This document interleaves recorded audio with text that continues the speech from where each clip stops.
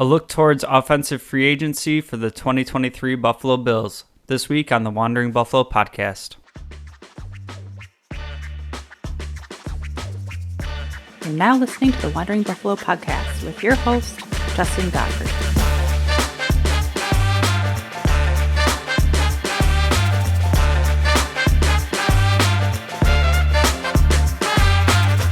Bills Mafia, welcome in, and thank you for joining me on this week's episode of the Wandering Buffalo podcast, a show on the Buffalo FAMBase podcast network. My name is Justin. I will be your host today, and this show is brought to you by 26 Shirts. Great Bills merch, great stuff out there, doing great work in the community. So get your gear on, help out some good causes in the meantime. Today we're going to be talking about some free agents around the NFL, some possible Bills targets, and going into this exercise, I'm trying to be mindful of Bills salary cap situations. I think it's something that we do a lot, myself included, as Bills Mafia. We see a name pop up, and we know the name, we want the guy. We'll figure out the salary later, but you see it. We saw it happen with J.J. Watt. Just countless players along the way. Not necessarily looking at scheme fit or where the player is or what the salary is. We see a guy when we want them, and so going into this exercise, I tried to be very mindful of where we are as a team in our life cycle, what the salary cap looks like, and there's guys all over these lists that I've made, that it's not a game of Madden, right? Like we can't just add whoever we want and just do random cuts and all that. There has to be a whole plan for the whole system. So there's kind of some areas in this where I'll give you who my dream target is, and that might be completely unrealistic, but I do want to throw out there, who I think would be awesome in the spot, and, then kind of give some more realistic expectations of what I think will more predictively happen. So on the offensive side of the ball, I'm going to start out right off top with offensive linemen, and be fully candid here. Offensive linemen are very tough for me to scout. I am a fan of the entire league, but much heavier into being a Bills fan. So some of these names I see pop up in free agency, I don't really know them as well as I'd like to, what their contracts are going to look like, things of that nature. But there are some interesting names out there. Trey Turner, Dalton Reisner is a guy that I liked in the draft a couple of years ago. Probably going to get a pretty decent price tag. There's some other guys out there, Michael Jordan. And there's a few players from the Bills that are in free agency. And so this is kind of the approach that I would like Brandon Beane to take with the offensive line. I know that this is a position group that needs some improvement. I think that Ryan Bates, if he's your weak link on the offensive line, I think that's okay. I think he was, at least an average starter last year. But I think that left guard spot has kind of been in flux for a long time, and we really need to shore up that position. Now, there's also conversations out there about, you can save something like $5 million, if you cut Mitch Morrison and move on there. Not something I'd be interested in doing. I think he's very important to this offensive line, and with the team that we have built up, I don't want to create another hole when we already have a left guard spot to fill. I think at left tackle, good with Deion Dawkins there. I think he is an above average left tackle that's kind of had to deal with this revolving door at left guard. I would like to go younger there and kind of let them grow together and be long-term starters together. And at the other tackle, Spencer Brown, obviously he's kind of been a high variance guy. We've seen flashes from him. We've seen games where he's, getting beat up on. I think he's a guy that I've been preaching patience with. He, didn't have a ton of time at the position. This past offseason, he had a back surgery, didn't really get to participate in training camp, ends up starting the first game. Just a weird offseason for him. So I would like to have some patience there. I think he can turn into a very solid, reliable right tackle. So I would be looking at mostly shoring up that left guard position. Now, Roger Saffold was here last year. He's kind of come out and said that it wasn't his best year of football. He'd like to stick around and run it back. I'm not sure that's the option I would go with, but what I would be interested in doing with the offensive line is bringing back a couple of the guys that we've had on the roster, whether it be Greg Van Roten, Ike Botker, Bobby Hart. Some of these guys that at the very least can be depth pieces, and we've seen Brandon Beane do this every year. As soon as free agency starts, it might not be the splashiest names, but he likes to fill out the roster before the draft. So there's no gaping holes. You're not drafting for need. You can really draft for best player available. Now, in this draft, I would like to make a left guard a target. Maybe you move around a little bit and get the guy you want. Maybe you have to, quote unquote, reach a little bit. But I think it is a position that needs to be addressed in a meaningful way for a long-term solution. So I'd be fine with bringing back some of those guys that we've had. Familiar with the system, familiar with the people in the room. But I think this is going to be a spot that we see 4, 5, 6 guys get added to the roster, whether they're just competing to, round out some depth, whether or not they end up on the roster.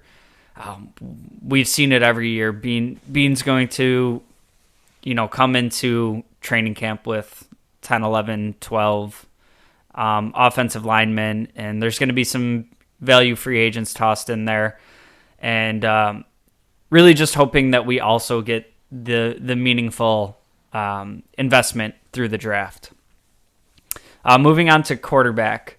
So my dream scenario here that I don't think is at all realistic is Taylor Heineke, and I think he's like budget Josh Allen. He's gutsy. He makes plays with his legs. It's got kind of that gunslinger mentality to him, and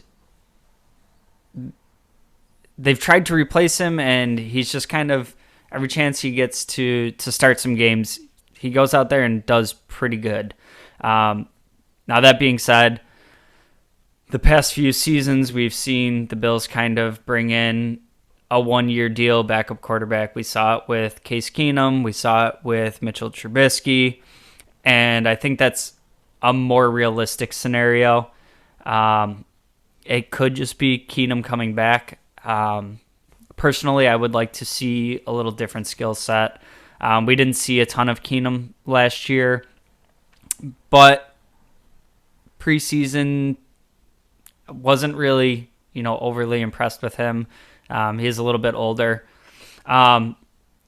So have a few names here of people that I'd be interested in seeing at the backup quarterback position. And the first two I'm going to talk about are kind of if they wanted to go that Mitch Trubisky route of being with a winning organization, seeing a quarterback that developed and is doing it at a high level right now, and kind of take that one-year contract to kind of reset with no pressure on them and kind of reboot their career. And it's two players that were draft mates with Josh Allen. And first two there I have is Baker Mayfield and Sam Darnold. I think Sam Darnold is plausibly more realistic than Baker Mayfield. But both of these quarterbacks were drafted in the first round, top 10 picks, high expectations on them. And their careers haven't really gone according to their plan. This is very, very much the same path that Mitch Trubisky was on. So if they were to, kind of be able to take a year away and just learn and focus on themselves and try to get better as an NFL player, maybe they can use that in the same way Mitch Trubisky did to get a starting job, a decent contract that might just be a bridge quarterback, might see what happens there. But I think those are two guys that are interesting. Sam Darnold, obviously, he's good friends with Josh Allen. They trained together in the offseason. I think he is a very realistic type of player for this role, and could have some interest in coming here to hang out with Josh Allen, try to get better at his game. A few other guys I had here, Cooper Rush, PJ Walker, Gardner Minshew. I think those are all kind of reasonable guys for starters. I think a couple of these guys might get a chance to go somewhere and compete, particularly looking at Cooper Rush there. We saw what he did with Dallas last year when Dak Prescott was out. So I think he's going to get a chance somewhere that, isn't really stable at the quarterback position, and, kind of bet on himself on being able to take a starting job somewhere. And somebody that I think is really interesting on this list, that I think would be worth looking into, is Drew Lock. And Drew Lock has had a really tough start to his NFL career, right? We saw him end up in Seattle last year as part of that Russell Wilson deal, and we didn't really get to see him play much there. Obviously, Geno Smith taking over, having a really good year. Never really got to see Drew Lock, and I kind of start looking at this through the lens of what Russell Wilson looked like in Denver, the situation around Drew Lock when he was in Denver, just kind of, Russell Wilson wasn't able to have success there. So Drew Lock coming from Denver when they had a defensive head coach, not really known for grooming quarterbacks, anything like that. Just feel like I've always kind of liked the guy, and I feel like he's had a tough shake. Now, do I think he comes here and develops for a year and becomes the next Josh Allen? No, I don't think that. But I think he is a guy that has some tools in his bag. And when you're talking about a position where hopefully you don't ever have to see him play, I think he has some tools that with the right weapons around him, he could win you a couple games in a pinch.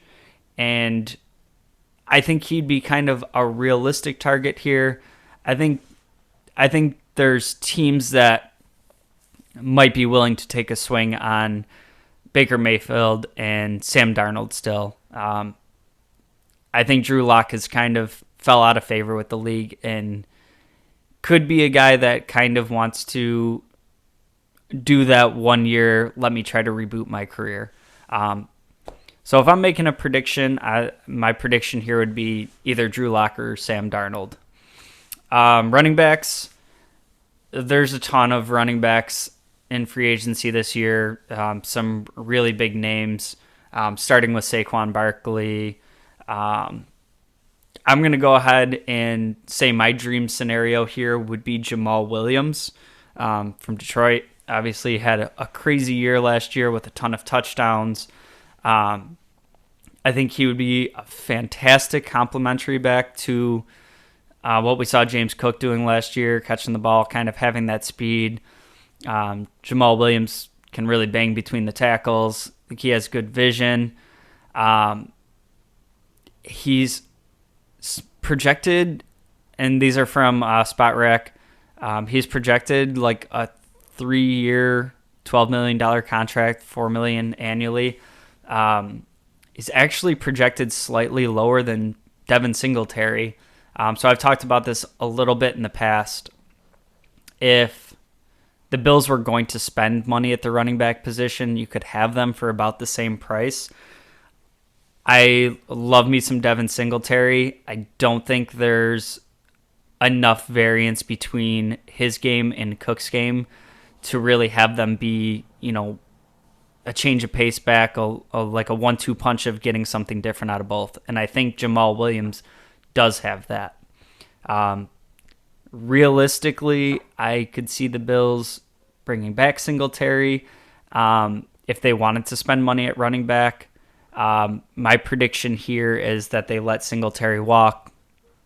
We probably see another draft pick spent at running back, maybe 3rd, 4th, 5th round, something like that. You get one of these guys that can run between the tackles, get downhill. We see somebody come out of like the 5th round every year and have success in the league as that type of running back. I think this is a spot where they choose to save a little bit of money and go that route. But for the sake of the conversation, some other names out there that would be interesting to me. Kareem Hunt, Deonta Foreman, Raheem Mostert had a pretty great game against the Bills with Miami. James Robinson, and then Tony Pollard, Tony Pollard's going back to Dallas if they have any sense in them, but I think he's more. He would kind of be redundant if you're expecting James Cook to take the next step. They're very similar in that they can pass catches, they'll hurt you on the edges with speed. So again, kind of predicting here that Singletary walks. We see a low-cost veteran come in, like a Duke Johnson, TJ Yeldon. We've seen this guy come in every year. And then we see James Cook kind of take a step up in his role with the team, and we add another guy into the mix through the draft. Tight end I threw onto this list. I don't think it's a huge need for the team. With Dawson Knox being locked up, we don't really run a ton of 2 tight end sets. But I think there is an opportunity to upgrade at tight end 2. Tommy Sweeney's a free agent this year. I don't have much interest in bringing him back. We did see a little bit of growth from Quentin Morris last year. I don't know if they would want to trot him out as the tight end 2. So I think it'd be likely that we would bring in some competition here. Top end of the market aren't guys that we're going to see come in. That's Mike Gesicki, Dalton Schultz, Evan Ingram. Those guys are all going to get locked up for some decent-sized contracts. A few guys that I was interested in as being kind of like more of a pure tight end 2 blocking tight end. Don't expect a ton from them in the pass game. Chris Manhertz, Mercedes Lewis, and Irv Smith. And the last 2 there are, a little bit older. Have had, their NFL careers. They're not going to be, 70 catch guys.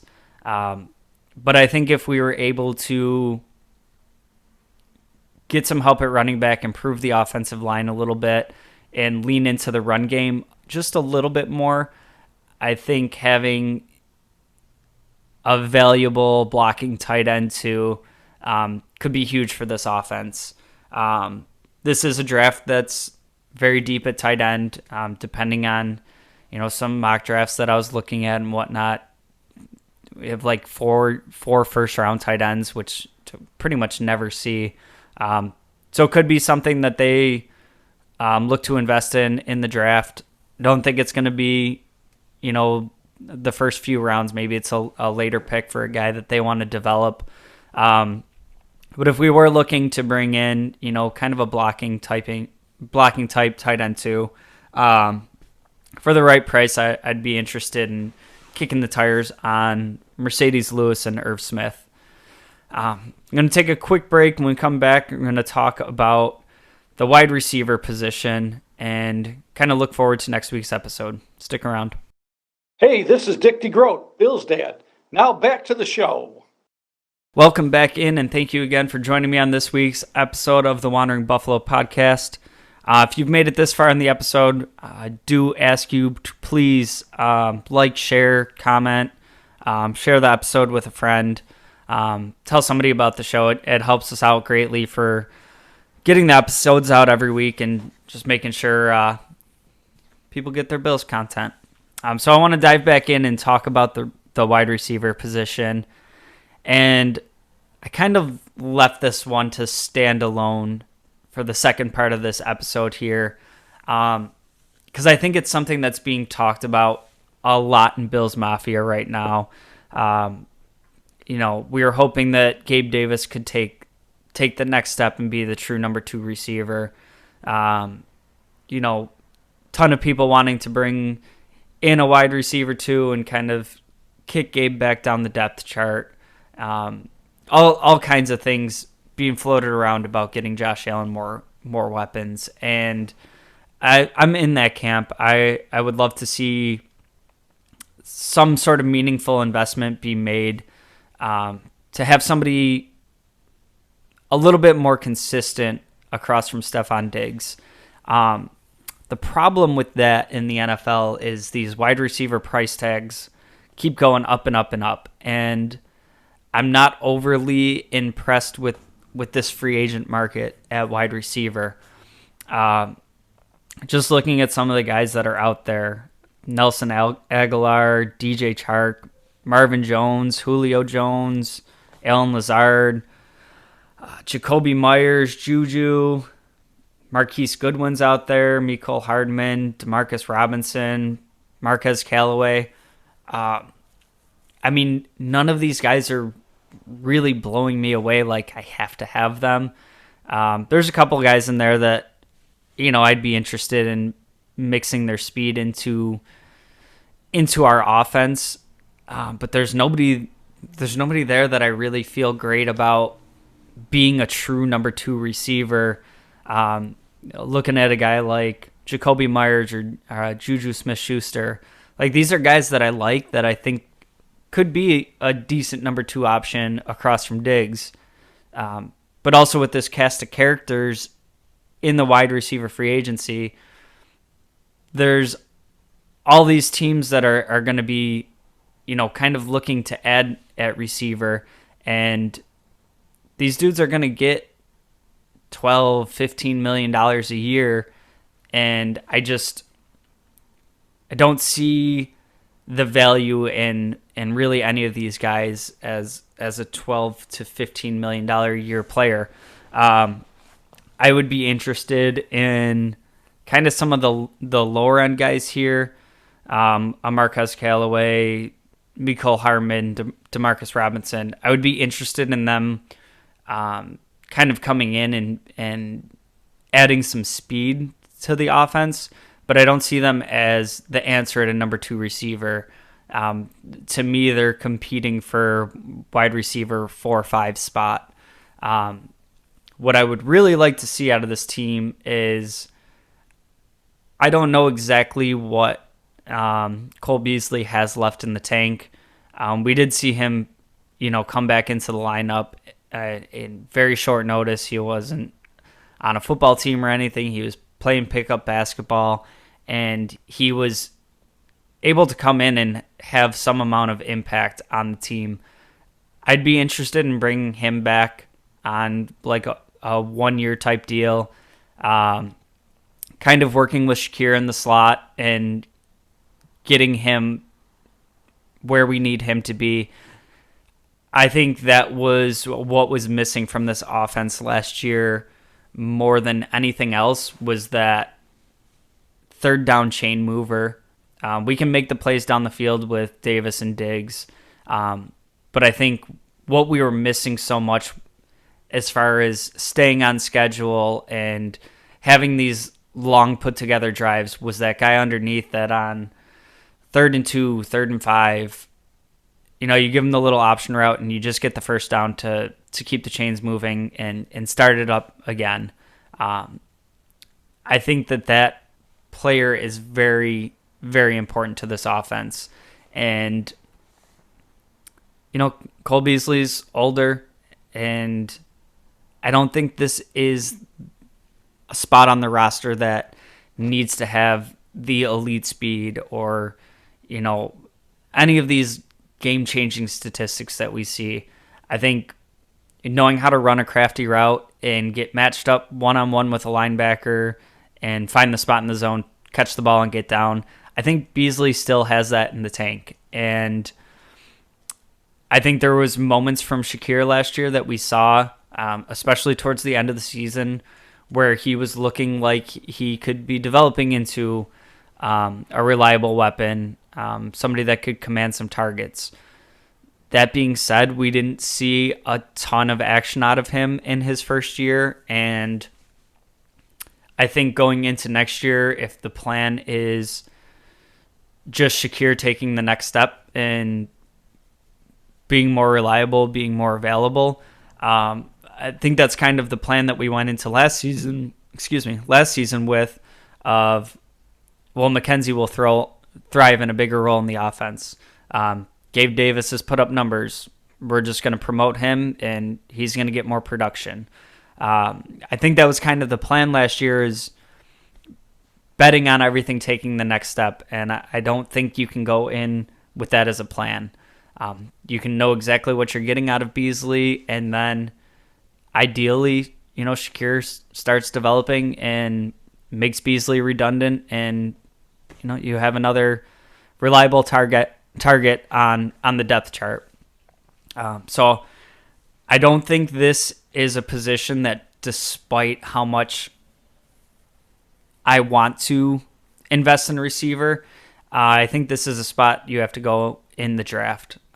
Like I said, none of these names are really tickling me all that much in free agency, especially not with the price tag that's going to come with it. And I think for what you have invested in receiver already with Stephon Diggs, Davis is coming up on a contract. If you wanted to, extend him, you're already going to be spending a lot of money at this position. And now you have other big contracts coming up. You have Josh Allen's, cap number starting to really take effect. I think you need to get yourself a high investment in receiver, first, second round, somebody that you can really start grooming into being a number one receiver, because Stephon Diggs is getting older. He's not going to be around forever. And that's the type of thing you have to start planning for now.